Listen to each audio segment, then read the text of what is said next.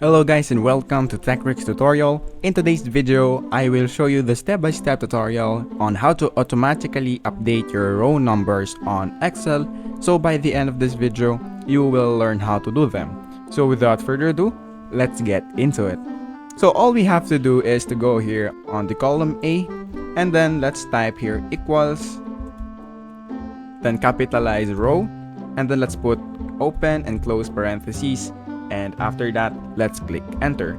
Once you click enter, a number will appear right here, and all we have to do is to drag this little box icon right here on the bottom right corner of the box, and then let's drag here, let's say for example to 20. And as you can see, we now have created a number from 1 to 20.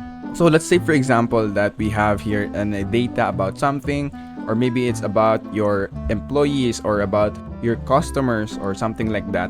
And let's say for example that customer 9, 10, 11 to 15 is not your customer anymore, and we want to delete that. So all we have to do is to drag this one, and then let's click right click and then go to delete button and then click delete rows. And as you can see, we now have updated the row automatically, and it's still in order from 1 to 12. So that is basically it for this video. Thank you guys for watching TechRick's tutorial. I hope you learned something, and please don't forget to like and subscribe. Have a great day everyone.